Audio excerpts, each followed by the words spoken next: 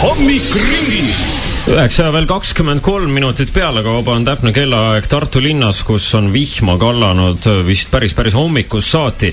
Mina pääsesin veel stuudiosse hommikul kuiva nahaga, aga meie stuudiokülalised tulid läbi vihma. Tere hommikust Sander, tere hommikust Kätlin. On teil ikka eluvaim sees ja ei ole nagu päris läbi vettinud või? Jah, et auto veel vihma läbi ei anna, et sellega on kõik okei. Ah soo. Ma ise sõidan rattaga Tartu linnas, siis ma mõtlesin, et kõik on sellised.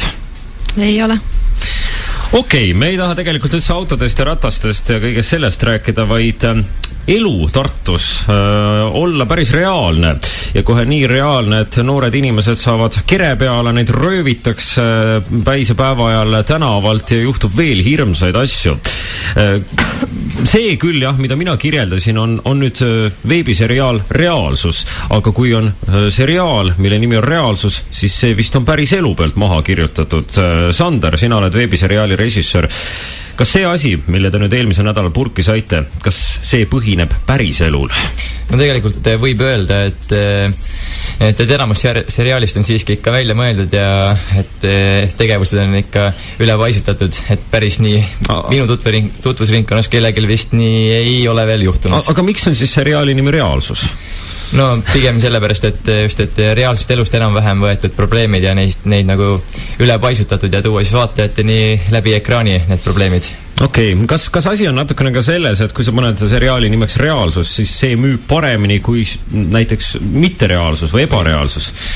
No võib-olla ebareaalsus müüks ka veel sama hästi, aga jah, võiks ka öelda, et Reaalsus on selline päris tore nimi ja ma arvan, et see läheb inimestele peale. Sander on siis veebiseriaali Reaalsus režissöör. Veebiseriaalist Reaalsus oleme rääkinud meie ja on räägitud tegelikult ka näiteks Kanal 2, kus ma saan aru vist siis ühel hetkel see kõik jooksma hakkab. Millal, kus ja kuidas? Jah, Kanal 2 Reporteris tegelikult on ka teemaleht juba avalikustatud, et reporter.ee /teema ja Reaalsus. Seal saate siis näha meie ägedat kodulehekülge, mis siis 1. septembrist hakkab ka näitama juba esimest Reaalsuse osa ja kuni siis kõik osad saavad lõpuni näidatud, ehk siis 15-16 osa kokku, et hetkel veel täpselt ei oska öelda, et kui monteeritud saab, siis saame juba täpsemalt rääkida. Te päris tõsiselt tegite 15-16 osa pikkuse seriaali. Jah, aga point on selles, et üks osa on 5-6 minutit pikk ja kui nüüd see kõik kokku lüüa, siis tegelikult tuleb üks kõva 1,5 tundi täispikka mängufilmi, et mängufilm mõõdu näeb välja, et ka täispikka filmina tuleb DVD-le see ja kinos esilinastus. Selge pilt. Plaanid on suured, aga räägime sellest ka, et kuidas need võtted käisid, et eelmisel nädalal ma kujutan ette, et päris mitmed tartlased said üllatuse või ehmatuse osaliseks, kui mingit möllu ja mürglit linnast leidis. Sander, ma tean, et korra vähemalt kutsuti teile politsei, kui te veebiseriaali üles võtsite. No võib-olla kutsuti veel rohkem, praegu te naerate, et mina ei ole kõigega kursis. Ega keegi näiteks päris arestimajja ei sattunud tegijatest? Jah, ei, päris arestimajja me ei sattunud, aga alustaks sellest, et siis enamus nädala jooksul sai kokku vist magatud 4-5 tundi ja enamus päevad olidki nii, et üsna uimasid lõpupoole, aga see selleks. Esimesel päeval läksime siis filmima stsenaariumielgi esimest stseeni, mis siis tõi tagajärjeks selle, et meile kutsuti kesklinnas politsei või tegelikult inimesed arvasid seda, et toimub reaalselt rööv, sest et kaamera ja mikrofonid olid paigutatud veidi kaugemale ja kui üks peaosalistest Tanis Arumets kõndis siis kesklinnas mööda vana kaubamaja ees, siis temal auto sõitis kõrvale, tulid püssides ja ülikondades poisid välja ja tõstsid autosse ja sõitsid minema.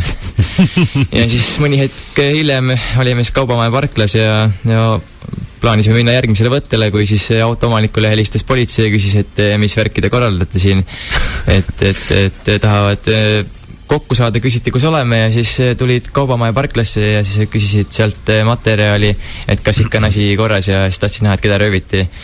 Et nüüd oleks nüüd asi päris kurjaks minna. Mis mõttes taheti näha, et keda rööviti?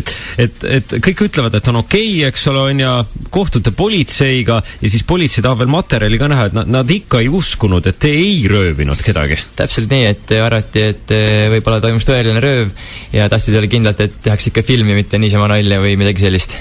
Okei, kui nad nägid, et Anis Arumets rööviti ära, mis siis korrakaitsjad ütlesid selle peale? Ega midagi suurt erilist ei öelnudki, ütlesid, et kui midagi sellist plaanite veel korraldada, siis andke politseisse teada ja siis peaks enam-vähem okei olema.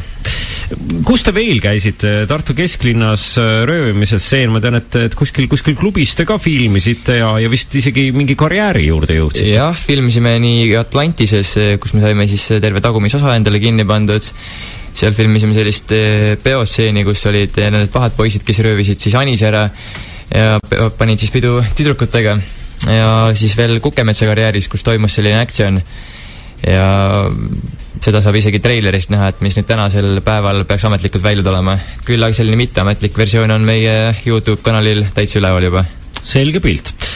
Kätlin, sina olid selle projekti juures assistent. Mis olid sinu töökohustused, ülesanded? Mul oli päris palju erinevaid töökohustusi. Otsisin sponsoreid, toetajaid, võtsin näitlejatega ühendust, osalesin ka ise seriaalis, et olin ka autojuht, et tegin kõike seda, mida vaja oli. Väga lahe, kui sa nüüd vaatad sellele nädalale ja tegelikult veel pikemale perioodile, mis sa oled reaalsuse juures olnud, siis kuidas see kõik nagu takkajärele tundub või mis kogemus sinu jaoks on olnud? Kogemus oli ülimalt positiivne, et ma ei kahetse midagi, mis oli. Kõik oli väga lahe, kõik inimesed, palju uusi tuttavaid, sõpru, kõik, mis me selle nädala jooksul tegime ja ka enne. See oli lihtsalt miski, mida tõesti vist kogeb ainult korra elus, et see oli väga vinge. Ma vaatan praegu Kätlini säravaid silmi ja ma absoluutselt usun, et nii ka on, et mõnikord istub teisel pool lauda mõni poliitik, keda ma ehk niivõrd ei usu, aga Kätlinit ma praegu väga usun. Aga Kätlin, kas sa nüüd mõtled ka, et ohohoo, et võib-olla nüüd võikski sellisesse filmis või seriaali maailma minna, et oled ju siin autot sõitnud ja kõiki sponsoreid asju otsinud, et oskad nii paberimajandus kui rooli keerata, et järsku ongi karjäär Hollywoodis. Aga miks ka mitte, et pakub isegi täitsa huvi. Kui veel pakkumisi tuleb, siis mina olen ikka nõus. Eesti telerežissöörid ja igasugused produtsendid, võtke Kätliniga ühendust, kontakti saab näiteks raadiost Ring FM. Sander, kui sa võtsid omal ajal ja mingil hetkel reaalsuse projekti ette, kas sa siis kujutasid ette ka, et kui palju jahmerdamist ja vaevanägemist seal kõigega saab olema? Ma enam-vähem kujutasin, et kui eeskuju võtta filmitalgute projektist, siis ma nägin, kui palju selle sahmerdamist oli selle projekti raames, aga ma ausalt öeldes ei osanud arvata, et see võib nii palju magamata öid tekitada ja nii palju ringi jooksmist ja majandamist kui reaalselt. Aga mina olen rahul ja kõik saame hakkama ja kõik oli tore. Kui palju teil näitlejaid veebiseriaalis üles astub? Võtame siis peaosatäitjatest kuni selliste, ma ei tea, massistseenides osalejateni välja. No alustame sellest, et võttegrupis oli meil jooksvalt 20 inimest, kes siis ka põhimõtteliselt iga päev mingis tseenis üles astusid ja mis sai siis selle nädala peal ära jaotatud. Aga kui sisse tuua massistseenid, siis enam-vähem 50-60 ringis, kui mitte rohkemgi, neid siis tegelikult selle läbi hakkab jooksma. Kui palju oli seda, et võta mind ka kuskile, et näiteks sõbrad, tuttavad helistasid või ütlesid, kuule, sa teed seda seriaali, et võta mind ka kuskile, et ma tahan ka telekasse pääseda? No eks tegelikult selliseid oli ikka küll päris mitu, aga konkreetselt sai, et castingule oleks tarvis tulla ja siis ennast tõestada. Et kui mingi massisseeni osa leidub, siis anname teada, aga sellist peaosa asja ja sellist suuremat rolli me ei saa usaldada, kui castingut ei läbitud. Okei. Reaalsuses on parajalt palju, ma saan aru, et ikkagi ka vägivalda. Mitu inimest, nagu seriaalide ja filmide puhul küsitakse, mitu inimest teil surma saab? Ma pean näppuid või lugema hakkama nüüd. Oi. No tegelikult enamus pahad saavad lõpus ikka surma ja nii enam-vähem praegu lugedes 4-5 tükki kindlasti. Okei. No see on, mida oodata, et nagu Hollywoodis põhimõtteliselt tuleb veebiseriaal reaalsus, nagu Hollywoodis. Nagu Hollywoodis ainult pisikese Eesti eelarvega. Olgu, aga ütleme siis lõpetuseks, et kust kohast ja mis ajast alates võib veebiseriaali näha meie enda Tartu linna ja siis tõenäoliselt ka mõnegi raadiokuulaja tuttavaid võib seal seriaalis näha, aga mis ajast alates ja kus kohas? alates siis 1. septembrist reporter.ee veebis, täpsemalt siis Reporteri reaalsuse teemalehel www.reporter.ee teema ja /reaalsus ja loomulikult Filmijuurte Facebookist ja kodulehelt ja YouTube'i kanalilt samamoodi. Ja kinoesilinastuse kohta infot siis saab meie Facebooki kanalilt, mis peaks lähiajal ilmuma. Selge pilt.